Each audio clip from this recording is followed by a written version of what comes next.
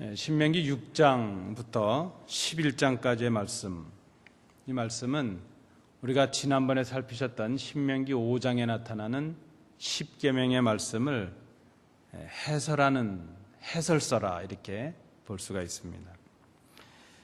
그러니까 신명기 6장부터 11장에 나타나는 경고의 말씀, 또 권면의 말씀, 이것은 특별히 하나님에 대한 계명, 신명기 5장 7절부터 10절에 언급되었던 하나님에 관한 계명 부분, 그 부분에 대한 긴 해설이라 이렇게 볼 수가 있습니다. 신명기 죄송합니다. 신명기 5장에서 모세를 통해 말씀하신 그 토라, 율법의 말씀, 그것이 신명기 5장에는 제목과 원리를 말한 것이라 이렇게 우리가 생각을 한다면, 그 원리를 선언한 것이라 한다면, 신명기 6장부터 11장의 내용은 그 원리가 명령하고 있는 구체적인 계명, 우리가 실행해야 될 계명이 무엇인가 하는 것을 풀어서 설명하고 있다 이렇게 볼 수 있습니다. 오늘 본문 그 부분에 이제 앞부분에 해당하는 6장 4절부터 9절의 말씀, 특별히 4절의 말씀을 우리가 첫 단어를 통해서 이 말씀을 쉐마 본문 이렇게 부릅니다. 그러니까 신명기 6장 4절, 근데 이제 좀 더 길게 우리가 한 부분 단락으로 나누어서 9절까지를 우리가 쉐마 본문 이렇게 부른다는 것이죠. 그 이유가 무엇인가 하면 신명기 6장 4절에 우리 성경에는 이스라엘아 들으라 이렇게 되어 있는데, 우리가 히브리어 성경으로 이 4절을 보면 쉐마 이스라엘 이렇게 되어 있습니다. 쉐마 이스라엘, 쉐마라는 말은 들으라 하는 뜻이거든요. 그러니까 히브리어 어순으로 하면 들어라 이스라엘아 이렇게 말씀하고 있죠. 그래서 이 들어라 하는 이 명령어를 따라서 신명기 6장 4절부터 9절의 말씀을 쉐마 본문 이렇게 우리가 이름을 붙인다는 것입니다. 그러니까 6장부터 11장의 전체 내용을 요약하고 있는 그 내용이 4절부터 9절의 내용이고, 그 4절부터 9절의 내용을 4절에 들어가 있는 명령어 들어라 하는 그 말로 제목을 붙였다 이렇게 볼 수가 있습니다. 오늘은 우리가 4절부터 9절까지의 말씀을 살피시는데요, 이 4절부터 9절의 내용은 크게 두 부분으로 나눌 수가 있습니다. 4절, 5절 이렇게 한 부분, 그리고 6절부터 9절까지의 또 한 부분, 이렇게 두 부분으로 나눠집니다. 4절, 5절은 쉐마 명령이죠. 들어라 뭐뭐뭐뭇을, 들어야 될 대상은 이스라엘이고 그 지켜야 될 말씀의 내용이 4절, 5절에 나타납니다. 쉐마 명령 이렇게 말할 수 있죠. 4절, 5절을 보시겠습니다. 4절, 5절을 보시면 이스라엘이 지켜야 될 내용이 무엇인가, 들어야 될 내용이 무엇인가, 많은 설명이 되어 있지만 우리가 이스라엘이 들어야 될 내용을 요약해서 한마디로 정리를 한다면 하나님 여호와를 사랑하라 하는 것입니다. 이스라엘이 들어야 될 명령, 쉐마의 선언, 그것이 무엇인가 하면 하나님을 사랑하라 하는 것이죠. 그 하나님을 사랑하라는 그 계명을 들어라 하는 것입니다. 이것은 십계명의 그 앞부분, 하나님을 향한 그 계명의 요약이라 볼 수 있죠. 특별히 십계명, 우리가 5장에서 살피셨던 십계명의 처음 계명이 무엇입니까? 너는 나 외에는 다른 신들을 내게 두지 말라, 내게 있게 하지 말라, 이렇게 부정적으로 표현되었던 그 십계명의 첫 계명을 긍정적인 표현으로 바꾼 것이 바로 오늘 쉐마의 명령이라 말할 수 있습니다. 다른 신들을 너에게 있게 하지 말라, 그 말은 다른 말로 하면 하나님만을 섬기라는 것이죠. 하나님만을 사랑하라 이렇게 말할 수 있습니다. 그리고 이제 6절부터 9절은 두 번째 부분인데, 그 들으라는 명령을 어떻게 지켜야 되느냐, 어떻게 이행해야 되느냐 하는 방법에 관한 부속적인 명령이 따르고 있다, 이렇게 볼 수 있습니다. 그래서 6절부터 9절에 보시면 그 어떻게 하나님을 사랑할 것인가 하는 그 계명을 어떻게 지킬 것인가 하는 구체적인 방법이 언급이 되고 있습니다. 다시 우리가 좀 정리를 하신다면 4절, 5절은 이스라엘 백성이 듣고 지켜야 될 계명을 선언하는 것이죠. 쉐마, 들어라 하는 명령을 하시죠. 그리고 6절부터 9절까지의 말씀은 그 명령을 어떻게 구체적으로 지켜 행할 것인가 하는 방법을 말씀하고 있다, 이렇게 볼 수 있습니다. 먼저 우리가 이 쉐마의 부분, 명령의 부분 4절, 5절을 살피시게 될 것입니다. 쉐마 이스라엘, 들으라 이스라엘이야. 이스라엘이 들어야 될 내용이 무엇인가? 그 쉐마의 선언, 그 명령의 내용이 무엇인가? 그것은 우리 하나님을 사랑하는 것인데, 그 하나님이 어떤 하나님인가 하는 것을 먼저 소개합니다. 5절 보시면, 4절에 보시면 이스라엘아 들으라. 우리 4절 함께 읽으시겠습니다. 이스라엘아 들으라. 우리 하나님 여호와는 오직 유일한 여호와이시니, 그랬습니다. 우리 하나님 여호와는 오직 하나이신, 유일하신 하나님이시다 하는 것이죠. 우리 한글 성경으로는 꽤 여러 단어로 이렇게 되어 있지만 히브리어로는 딱 4단어로 이렇게 기록이 되어 있는 것을 봅니다. 그저 여러분 한번 들어보시라고 제가 이 4절에 나타나는 4단어를 읽어드리면, 야훼, 엘로헤누, 야훼, 에하드라는 말이죠. 유일하신 하나님이라는 말입니다. 우리 하나님 여호와는 오직 하나이신 하나님이시다, 한 분이시다 하는 것이죠. 이것은 선언입니다. 이것은 그렇게 이해를 하고 타협하고 깨달아 달라, 그것이 아니고 선언이시죠. 하나님은 여호와 우리 하나님이신데, 여호와가 우리 하나님이신데, 야훼가 우리 하나님이신데, 그 하나님은 어떤 대상들과 비교할 수 없는 상대적인 하나님이 아니시라 유일하신, 절대적으로 혼자 계시는 하나님이시다는 선언을 하고 있습니다. 이 선언에 대해서 이스라엘이 해야 될 것은 무엇인가요? 고백이죠. 그것을 믿음으로 고백하는 것입니다.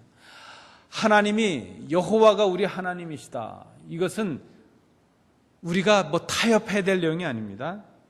하나님이 한 분이시다, 유일하신 하나님이시다, 이것은 우리가 깨닫고 말고의 문제가 아닙니다. 이것은 우리가 그렇게 믿고 고백을 해야 될 신앙의 첫 출발이라 말할 수 있습니다. 이 선언 앞에 이스라엘이 해야 될 일이 무엇인가요? 그 하나님의 본질, 하나님의 본성, 한 분이신 하나님에 대해서 이스라엘은 순종을 해야죠. 그것을 믿음으로 고백해야 된다는 것입니다. 그리고 그 고백이, 하나님을 오직 한 분으로 고백을 했다면, 이제 그 고백은 하나님께만 헌신하는 믿음의 행함으로 이어져야 된다는 것입니다. 그렇죠, 여러분? 우리가 신앙으로, 우리의 입술로 우리가 고백을 한다면 그 고백은 우리의 언행으로 실천이 돼야죠. 그래야 살아있는 믿음이 되는 것이죠. 하나님이 한 분이시다 하는 것을 우리가 고백을 했다면 그 한 분 하나님이시라는 것을 우리 삶으로 실천해야죠. 그것은 다른 우상을 섬기지 아니하고 하나님만을 섬기고 하나님만을 사랑하는 우리의 삶의 헌신으로 나타날 수 있어야 된다는 것입니다. 오늘 그 계명은 바로 그 내용이죠.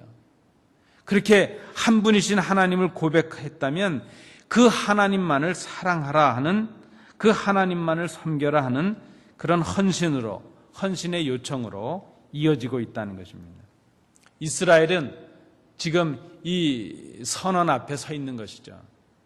하나님의 백성으로 부르심을 받고 그 여호와께서 그 이스라엘의 하나님이시라면 그 하나님만 섬기겠다는 고백과 결단이 있어야 된다는 것입니다. 이것이 단순히 지식으로만 이해하고 아는 것으로 끝나는 것이 아니라 그것을 순종하고 행하는 헌신으로 이어져야 된다는 것입니다. 여러분, 우리 대부분의 우리 신앙의 문제가 여기에 있습니다. 깨닫는 것만큼 행하지 않기 때문입니다. 우리가 기도하는 것만큼 일하지 않기 때문이죠. 우리가 지식으로 하나님의 말씀을 아는 것만큼 우리 삶 속에서 그 말씀을 실천하지 않기 때문에 우리의 신앙이 죽은 믿음이 되고 우리 교회들이 이 땅의 성도들이 능력을 행하지 못한다는 것을 우리가 생각해야 될 것입니다. 하나님의 말씀은 우리의 지식을 높이는 데 필요한 것이 아니죠. 하나님의 말씀은 그저 우리를 좀 고상한 사람으로 만드는 것, 그것에 목적이 있는 것이 아닙니다. 알고 깨닫고 그것으로 끝나는 것이 아니라 순종으로 행해야 능력이 되는, 그것이 바로 하나님의 말씀이죠. 바른 신앙의 고백이라면 바른 삶으로 이어질 수 있어야 된다는 것을 우리가 생각해야 됩니다. 자, 그러면 5절 말씀입니다. 오직 한 분이신 여호와 하나님만을 우리가 고백하고 그 하나님만을 섬긴다면 하나님을 섬기는 것이 무엇인가 하는 것이죠. 그것은 1계명부터 우리가 4계명까지 살피셨던 하나님에 대한 계명이죠. 하나님만을 사랑하라는 것으로 요약이 될 수 있습니다. 하나님 사랑. 그것은 오늘 5절 말씀에 보면 마음을 다하고 뜻을 다하고 힘을 다하여 하나님 여호와를 사랑하라 하는 것입니다. 사실은 여기 마음, 또 5절입니다. 뜻, 다른 성경에는 성품 이렇게도 말했죠. 뜻을 다하고 힘을 다하라. 이것을 우리가 어떻게 구별할 수 있겠는가? 사실은 이것은 다른 요소일 뿐이지 그렇게 구별한다는 것은 의미는 없습니다. 그러나 우리가 그저 단어적인 의미를 좀 찾는다면 이 마음이라고 번역된 것, 마음을 다하라 그랬는데 이 마음은 우리 인간의 어떤 전 인격을 포함하는 인간의 내적인 정신적인 본질을 말한다 이렇게 볼 수 있습니다. 우리의 속마음, 우리가 가지고 있는 정신적인 능력들 혹은 우리가 가지고 있는 지적인 능력들, 우리의 사고, 우리의 감정 이런 것들을 다 하라 하는 그런 의미입니다.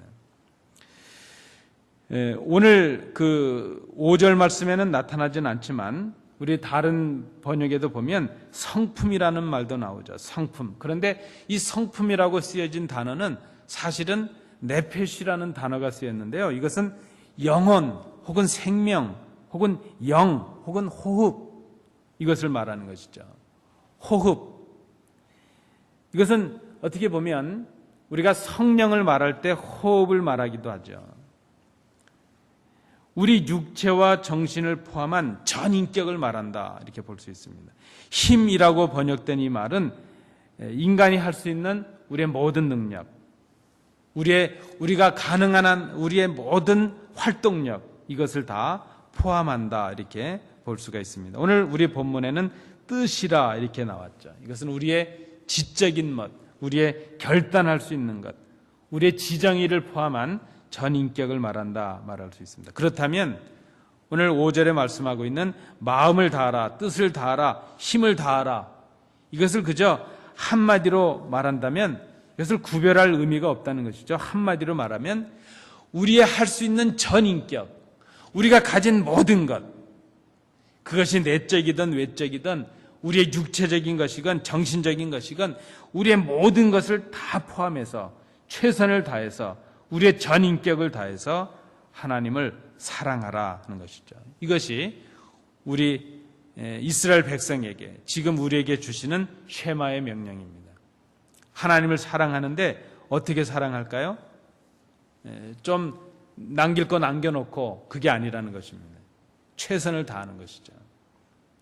오늘 내 생명이 끝나는 것처럼 내 생명을 드리는 것처럼 우리가 가진 모든 것을 드리는 것처럼 우리의 전 인격을 다 드려서 그렇게 헌신함으로 하나님을 사랑하라 하는 것입니다. 이 4절 5절에 나타나는 이 말씀을 우리는 그저 쉽게 생각합니다. 마음을 다하고 뜻을 다하고 힘을 다하여 내 하나님 여호와를 사랑하라. 그저 우리는 우리가 생각하는 것만큼 내가 이만큼 섬기면 되지, 이만큼 사랑하면 되지, 우리 기준으로 생각을 합니다. 그런데 우리 기준으로 하나님을 사랑하고 하나님을 섬기는 것 그 이상의 더 깊은 의미, 더 높은 의미, 더 최선을 다해야 된다는 의미가 이 말씀 속에 담겨져 있다는 것을 우리가 생각해야 될 것입니다. 신약의 사도 바울적인 표현을 빌린다면 이것은 이렇게 하나님을 사랑하기 위해서는 우리의 눈과 마음을 하나님께 고정해야 되는 것이죠. 세상을 바라보지 아니하고 욕심으로 우리의 마음을 빼앗기지 아니하고 그저 세상과 주님을 겸하여 섬기는 두 주인을 섬기는 것 같은 그런 흩어진 마음이 아니라 우리의 온 몸과 마음을 집중해서 우리의 눈과 마음을, 몸을 하나님께 고정하고 하나님만을 섬기는 것, 그것이 우리의 마음과 뜻과 힘을 다해서 하나님을 사랑하는 것이라 말할 수 있습니다. 이것이 우리에게 주시는 쉐마의 명령입니다. 우리가 들어야 될 계명, 우리가 삶으로 실천해야 될 계명이 바로 이것입니다. 쉐마, 들어라, 이스라엘이야. 하나님을 사랑하라 하는 것입니다. 그러면 6절부터 9절의 말씀에서는 어떻게 하나님을 사랑할 것인가 방법을 우리에게 말씀합니다. 어떻게 우리가 이 말씀을 간직하고 기억하고 삶으로 실천할 것인가, 그것이 하나의 이어지는 부속적인 명령이요 지침이라 말할 수 있습니다. 왜 기억해야 되겠습니까? 여러분, 가끔 보시면 설교를 적으시는 분들이 계세요. 기록하시는 분들이 계세요.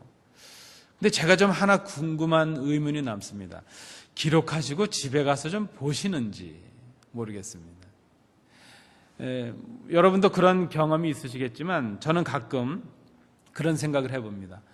아이들이 졸업을 하거나 발표하지 않습니까? 얼마 전에도 우리 한국학교 발표를 하는데 좀 그렇게 좀 오시라는데 우리 성도님들은 한 분도 안 오셨어요. 그저 부모님들만 오셨는데 그 아이들이 발표하는데 부모님들이 죄다 핸드폰, 카메라, 비디오 꺼내서 그걸 찍으시는데 열중을 하셔요. 제가 그런 생각이 들더라고요. 저 아까운 순간, 다시 올 수 없는 그 순간을 왜 찍는 것만 하실까? 눈으로 좀 보시면 좋을 텐데. 그 아이들이 막 사물놀이도 하고 앞에 나와서 춤도 추고 하면 그것을 직접 눈으로 그 순간을 좀 보시는 게 의미가 있을 텐데 죄다 찍기만 하세요. 근데 저도 그렇죠.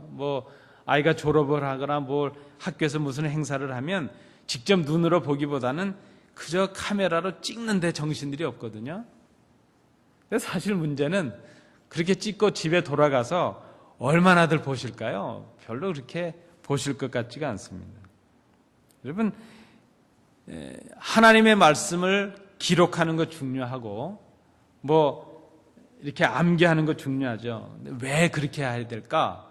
그것은 실천하기 위함이라는 것입니다. 그러니까 오늘 이 6절부터 9절에 나타나는 이 말씀은 단순히 이스라엘 백성들로 하여금 그저 형식적으로 기억하고 형식적으로 간직하게 하려는 그런 의도가 아니라 삶 속에서 하나님을 사랑하는 것을 어떻게 구체적으로 실천하게 할 것인가 하는 구체적인 방법을, 일상의 삶 속에서 실천해야 될 방법을 가르쳐 주고 있다는 것입니다. 특별히 이 히브리 교육, 이 쉐마의 이 내용이 이스라엘 사람들에게는 교육의 원리가 되었죠. 기독교 교육의 중요한 원리가 되었습니다. 우리가 좀 오늘 이 저녁에 오늘 참여하신 성도님들이 귀담아야 될 부분입니다. 말씀을 듣고 그때 왔던 감격, 그것으로 끝나서는 안 된다는 것이죠. 그 말씀을 우리의 삶의 일상 속에서 기억하고 그 말씀을 간직하고 그 말씀을 암송하고 그 말씀으로 사람들과 대화하고 그 말씀으로 내 삶의 결단을 통해서 내 삶의 내용을 채워나갈 수 있어야 된다는 것입니다.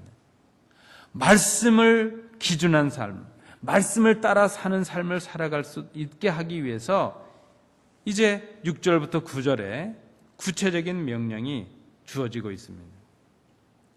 우리의 삶의 모든 영역 속에서 이 하나님의 명령, 하나님의 계명을, 그 말씀을 간직하고 기억하고 행하라 하는 명령입니다. 어떻게 해야 될 것인가? 6절 말씀해 보면요, 이렇게 정리해 볼 수 있습니다. 마음의 색이라는 것이죠. 여러분, 말씀 들으실 때요, 기록도 하시지만 잘 들으시면서 마음에 새기십시오. 우리가 신비라 그러지 않습니까? 노트에 기록하는 것보다 더 중요한 것은 우리 마음에 각인하는 것입니다. 우리 마음에 새기는 것이죠. 마음에 새겨야 되는데 무엇을 새겨야 될까요? 지금 모세를 통해서 주시는, 명령으로 주시는 하나님의 말씀을 새겨야 된다는 것입니다. 마음의 색이라 하는 이 의미는 무엇일까요? 사실은 오늘 본문에 나타나는 이 색이라는 이 말씀의 의미는 그 말씀에 전념하도록 간직하라는 의미가 있습니다. 그 말씀을 순종하기 위해서 우리 속에, 우리의 귀중한 마음 속에 간직한다는 그런 의미가 있습니다. 그 말씀이 간직됨으로 인해서 우리가 무엇을 생각할 때 그 말씀이 생각의 기초가 되게 하고, 우리가 무엇인가를 말하려고 할 때에 그 말의 근거가 그 말씀이 되게 하고, 우리가 무엇인가를 결단하고 무엇인가를 행하려고 할 때에 그 말씀이 기준이 되고 원리가 되게 하라는 것입니다. 여러분, 오늘 하루의 삶을 사셨는데 오늘도 말씀들 많이 하셨죠? 오늘도 이런저런 언행들을 하셨고, 손으로 행동을 하셨고, 발로 걸음을 걸으셨고, 우리가 삶을 살아왔습니다. 우리의 모든 삶 속에, 우리의 그 삶의 첫 출발에, 우리가 말하기 전에, 생각하기 전에, 행하기 전에 우리의 그 생각과 행동, 우리의 말을 주관했던 그것이 무엇이었는가 하는 것을 생각해 봐야 된다는 것입니다. 하나님의 말씀이었다면 우리는 하나님의 사람이요, 그리스도인입니다. 그런데 하나님의 말씀이 아니라 내 생각, 내 뜻, 내 감정, 그것으로 우리가 살았다면 우리는 아직 하나님을 주인으로 고백하고 그 고백에 걸맞는 삶을 살아가는 사람이라 이렇게 말할 수 없을 것입니다. 여러분, 한번 생각해 보십시오. 우리의 생각과 우리의 의지와 우리의 언행과 우리의 결단에 그 기초가 무엇이 되고 있는가 하는 것이죠. 우리 마음속에 무엇이 새겨지고 있는가, 우리가 잘 생각해야 될 것입니다. 두 번째는 7절 말씀을 통해서 보면요, 그저 요약을 하면 이것입니다. 부지런히 가르치라 하는 것이죠. 부지런히 가르치라. 이것은 중단하지 말라는 것이고, 오늘 본문에 있는 내용으로 보면 그저 때를 얻든지 못 얻든지 어디에 있든지 가르치라 하는 것이죠. 말씀을 마음에 새기고 간직하고 기억하는 것뿐만이 아니라 그 다음으로 해야 될 중요한 일은 가르치는 일입니다. 특별히 자녀라 그랬습니다. 연약한 사람들, 아직 깨닫지 못한 사람들, 아직 성숙함에 이르지 못한 사람들을 가르치는 것이죠. 요즘 이 시대를, 이 세대를 우리가 어떻게 표현할 수 있을까요? 배우지 않는 세대, 어울리는 표현입니다. 가르치지 않는 세대, 어울리는 표현입니다. 만약에 미국은 좀 상황이 다르다 그러지만 요즘은 한국에서요, 동네 한 어귀에 중학생들이 모여서 담배를 여러 명이 핀다. 예전 같으면 어떻게들 하셨죠? 야단을 치시죠. 이놈들 어디 학생들이 그러냐고 야단을 치시죠.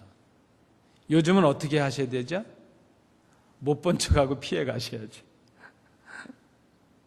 저도 그런 경험이 있습니다. 제가 신학대학 다니다가 그 고덕이라는 쪽에 가정교사로 한 1년 가 있었는데, 거기가 그 공고, 그 아파트 옆에, 고덕동 옆에가 공고가 있거든요. 아마 상일 무슨 고등학교, 하여튼 공고였습니다. 그 버스 스탑에 학생들이, 제가 이제 아파트 들어갈 때쯤 되면 학생들이 거기 많이 있습니다. 그러니까 그 학생들이 모여서 막 담배를 피우고 그러죠. 저는 그때 대학 한 2, 3학년쯤 됐고 그 학생 중에 하나가 저한테 와서 그럽니다. 미안한데요, 뭐 불을 좀 빌려달라, 혹은 뭐 담배가 좀 있냐. 그러면 제가 없다 그러죠. 그리고 이제 이렇게 들어오면 저를 부르는 거예요. 시비를 거는 거죠. 자기들은 여러 명이니까. 뭐 없다 그랬는데 눈빛이 고왔느니 어쩌니 하면서 막 시비를 붙죠. 그래서 그 저녁 때가 되면 아파트 경비하시는 분들께서 아예 그 앞에를 지키고 있죠. 그리고 좀 한 정거장 더 가서 걷더라도 그 으슥한 데로 다니지 말고 정문 그 앞쪽으로 다니라, 그렇게 얘기하는 것을 봅니다. 요새 세대가 그렇죠. 벌써 그게 한 30년 전 얘기니까 지금은 어떻겠습니까? 여러분, 교회건 세상이건 요즘은 참 배우지 않으려고 합니다. 배운다는 게 참 중요하거든요. 오늘 본문은 부지런히 가르치라 이렇게 말합니다. 그런데 이 부지런이라는 이 말은 우리가 좀 연구해 볼 필요가 있는 말입니다. 이 부지런이라는 이 말은요, 단어의 의미 속에 날카롭게 하다 하는 뜻이 있습니다. 뾰족한 것으로 찌르다 하는 뜻이 있습니다. 아니면 날카롭게 갈아내다 하는 그런 뜻이 있습니다. 그리고 또 되풀이하다, 반복하다, 그런 뜻을 가진 단어입니다. 이 신내탐이라는 단어인데요, 부지런히, 그러니까 자녀들에게 가르치라 하는 이 말 속에는 자녀들을 날카로운 것으로 좀 찌르는 것처럼 자극을 하라는 것이죠. 하나님의 말씀으로 그들을 예민하게 만들으라는 것입니다. 그 자녀들이 하나님의 말씀에 대해서 무뎌지지 않도록, 그들이 하나님의 음성과 하나님의 말씀에 대해서 예민할 수 있도록 그들을 날카롭게 갈아내라는 것이죠. 말씀과 교훈으로, 책망으로 부지런히 가르치는 것, 그런 의미가 있습니다. 그 자녀들이, 연약한 성도들이 말씀을 거부하거나 그 말씀에 둔감해지지 않도록 뾰족한 것으로 찌르는 것처럼, 그들을 뭔가 갈아내서 날카롭게 만드는 것처럼 그렇게 예민한, 말씀에 대하여 예민한 사람들이 되도록 가르치라는 것입니다.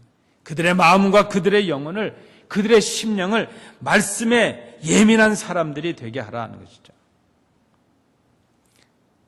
이것을 위해서 되풀이하고 반복해서 가르치라, 그 의미가 이 부지런이라는 말 속에 담겨져 있습니다. 그렇게 집에 앉았을 때든지, 길을 갈 때든지, 누워있을 때든지, 일어날 때든지 그렇게 말씀을 강론하라, 가르치라 말합니다. 이렇게 말씀을 반복해서 가르쳐야 될 이유가 무엇입니까? 말씀드린 대로 그들로 하여금 말씀을 통해서 자신들을 하나님 앞에 예민하게, 자신들의 삶을, 세상에 대해서 예민하게 일상의 삶 속에서 그렇게 말씀을 지켜 행하는 삶을 살아갈 수 있는 그런 사람들로 만들어라는 그런 의미가 있다는 것입니다. 여러분, 또 한 가지 우리가 생각할 것은 이렇게 가르치는 사람들, 먼저 그 말씀을 마음에 새기고 가르치는 사람들에게도 훈련이 됩니다. 가장 좋은 방법, 우리가 배우는 가장 좋은 방법은 가르치는 것입니다. 가르치는 것이 훈련이 되기 때문이죠. 이제 세 번째입니다. 8절 말씀해 보시면 8절 그저 이렇게 요약을 할 수 있겠습니다. 기호와 표로 삼아라 하는 것이죠. 그 말씀을 손목에 메어서 기호를 삼고 내 미간에, 이것은 뭐 이마라고도 볼 수 있겠습니다. 내 그 눈과 눈 사이에 미간에 그것을 표로 삼아라 그랬습니다. 이 기호와 표라는 말은 같은 의미로도 쓸 수 있는 말인데요, 특별히 이 표라고 번역된 이 말은 그저 성구함 같은 거일 수도 있고, 우리 기독교인들은 하지 않는 것이지만 믿지 않는 사람들이 본다면 부적 같은 것, 그것을 의미한다고도 볼 수가 있습니다. 그러니까 이것을 왜 손목에 매라 그랬을까요? 손이라는 것은 하나의 상징이 있죠. 그것은 말씀을 행하는 그 행동의 어떤 수단, 그것이 바로 손이 될 수 있죠. 우리의 손은 우리의 마음과 우리의 뜻을 행하는 하나의 지체가 되기 때문에 우리의 행동을 하기 전에 말씀을 통해서 먼저 그 행동을 바라보라는 그런 의미가 있는 것으로 볼 수 있습니다. 눈과 눈 사이, 미간, 우리의 이마, 이것은 인간의 지성과 우리의 생각, 우리의 사고를 상징한다 볼 수 있습니다. 이것은 하나님의 말씀을 우리의 모든 생각, 모든 사고, 모든 판단의 기준이 되게 하라 하는 의미로 해석을 해볼 수가 있습니다. 근데 유대인들, 특별히 유대 율법을 지키던 율법주의자들은 이 말씀을 문자적으로 받아들였던 것으로 보여집니다. 그래서 이들은 실제로 작은 양피지, 작은 종이에다가 이 말씀을 기록해서 작은 성구함을 만들고 그 속에 그것을 담아서 이제 실제로 손목과 또 이마에 부착을 하고 옷에 부착을 하고 다녔다고 합니다. 어떻게 보면 그들은 그것을 통해서 늘 말씀을 보면서 자신을 삼가기 위한 것이라기보다는 다른 사람들에게 내가 이렇게 경건하게 살아가고 있다, 말씀의 이 성구함들을 가지고 있다는 것을 보여주므로 그저 다른 사람들에게 보이기 위한 그 외식의 도구로 썼던 것을 우리가 볼 수 있습니다. 오늘 이 본문의 말씀은 그렇게 우리에게 외식적이고 형식적인 의미를 강조한다기보다는 내적으로 우리의 삶으로 우리의 생각과 언행의 기준이 말씀이 되게 하라는 그런 의미로 봐야 될 것이라 볼 수 있습니다. 하나님께서는 우리의 숨겨진 마음을 보시는 분인 것을 우리가 기억해야 될 것입니다. 그런데 반대로 그런 생각도 해봅니다. 우리가 유대인들이 너무 형식적이라고 탓을 하고 있긴 한데 우리는 그 형식을 탓하면서 너무 또 형식을 없애버렸구나는 그런 생각을 해봅니다. 아마 우리 기독교인들이 그저 성경책을 작은 모형이라도 만들어서 이렇게 손목이나 이마에 붙이고 다닌다면 누가 봐도 아, 저 사람은 예수 믿는 사람이구나 이렇게 보여줄 수 있다면 우리의 언행이 조금 달라지지 않겠는가 생각을 합니다. 여러분, 우리가 성경책을 들고 다니면서 욕하겠습니까? 그렇지 않겠죠. 그래서 우리 신부님들이나 목사님들 중에는 우리가 소위 말하는 그 클러지 칼라라는 게 있거든요. 이렇게 목에 보면 그것이 꼭 신부님들만 입는 것은 아닙니다. 목사님들도 그걸 입죠. 우리가 그걸 클러지 칼라라 그러는데 그것을 이렇게 입고 다니면 다른 사람들이 다 보지 않겠습니까? 아, 저분은 성직자구나, 목사님 아니면 신부님이구나, 그렇게 다 알게 되겠죠.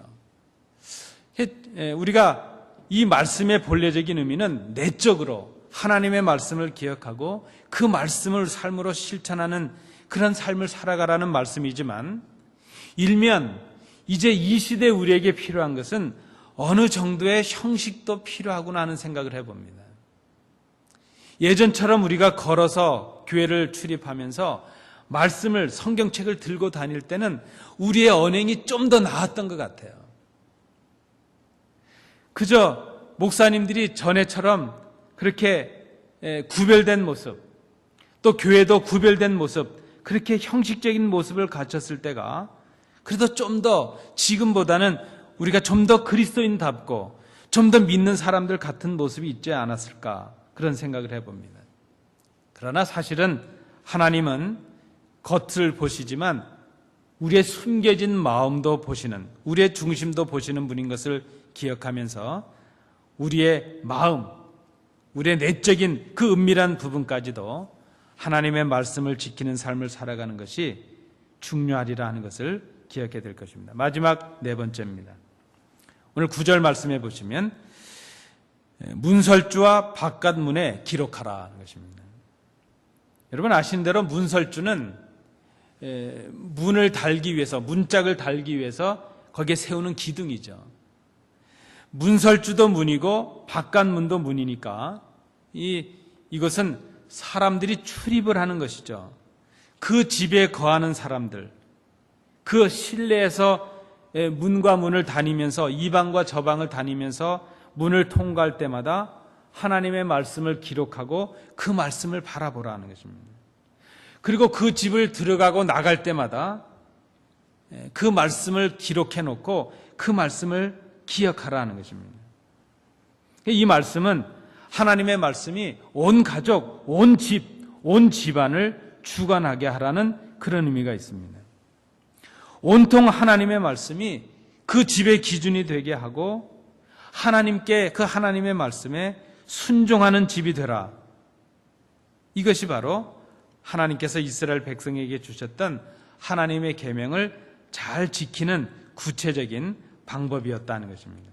마음에 새기라, 부지런히 가르치라, 기호와 표로 삼으라, 문설주와 바깥문에 기록하라 하는 것입니다. 그렇게 지키고 행해야 될 쉐마, 하나님의 백성이 마땅히 들어야 될 명령, 하나님의 백성들이라면 그렇게 간직하고 행해야 될 그 계명이 무엇인가? 다시 4절 5절로 돌아갑니다. 하나님을 사랑하라 하는 것입니다. 우리가 신명기 내용을 보면 11장까지 이 내용이 반복돼서 이루어지고 있는 것을 봅니다. 이 내용이 6장 10절 이하에서 11장까지 그대로 이어집니다. 6장 10절부터 15절의 말씀에는 하나님을 잊지 말라 이렇게 말합니다. 16절부터 19절에 의하면 하나님을 시험하지 말라 말합니다. 다른 우상을 섬기는 것이 하나님을 시험하는 것이 된다는 것입니다. 20절부터 25절에 보면 하나님의 명령과 말씀을 가르치라 말씀합니다. 또 7장 1절부터 26절에 보면 가나안을 진멸하고 그 신들을 섬기지 말라, 가나안의 신들을 섬기지 말라 말합니다. 10장 12절부터 15절에 보면 마음을 다하고 성품을 다하여 하나님 여호와를 섬기라 말합니다. 10장 16절부터 22절에 보면 마음의 할례를 행하고 다시는 목을 곧게 하지 말라, 하나님 앞에 목을 곧게 하지 말라, 우상을 섬기고 하나님을 섬기지 않는 것을 하나님은 목을 곧은 백성이라 표현하셨습니다. 11장에 가서도 11장 1절부터 7절에 내 하나님 여호와를 사랑하며 그 명령을 항상 지키라 말씀합니다. 11장 8절부터 12절, 13절부터 17절 말씀에도 내가 너희에게 명하는 모든 명령을 지키라. 바로 6장 4절부터 9절에 있었던 이 내용의 요약이 신명기 5장 나타난 10계명의 말씀의 내용이요, 또 11장까지 이어지는 하나님의 명령의 요약이라 말할 수 있습니다. 한마디로 무엇입니까? 이스라엘 백성에게 주시는 하나님의 엄미하신 명령입니다. 하나님을 사랑하라는 것입니다. 하나님을 믿으라, 하나님만을 경외하라는 것입니다. 그것이 바로 나중에 이제 하나님께서 주시는 이 신명기 마지막 부분에 나타나는 하나님 앞에서 잘되고 복되게 사는 형통의 길, 복받는 길이 바로 이것이라 말씀을 합니다. 여러분, 이것은 약속 있는 하나님의 계명입니다. 하나님을 사랑하라. 쉐마 이스라엘, 들으라 이스라엘이여. 이 말씀을 들으시는 복된 성도들 되시기 바랍니다. 기도합니다. 은혜로우신 아버지, 오늘 우리에게 주신 이 말씀을 우리가 함께 나누었습니다. 이 말씀 앞에 우리의 삶을, 우리의 그간의 삶을 돌아봅니다. 아버지 하나님, 오늘 이 말씀 앞에서 저희의 부족함을 돌이키게 하시고 우리에게 주신 이 엄미하신 명령 앞에서 오늘 주신 말씀대로 그렇게 순종함으로 하나님의 복을 누리는 저희들이 될 수 있도록 주님 도와주시옵소서. 아버지 하나님, 복된 성도들 주의 전에 올랐습니다. 오늘 주시는 이 말씀을 간직하게 하시고 오늘 말씀에 기록된 대로 그렇게 순종하게 하심으로 하나님 앞에 약속 있는 복의 주인공들이 될 수 있도록 주님 인도해 주시옵소서. 우리 교회가 그런 복된 교회가 되게 하시고 성도들이 그런 복된 성도들이 되게 하여 주옵소서.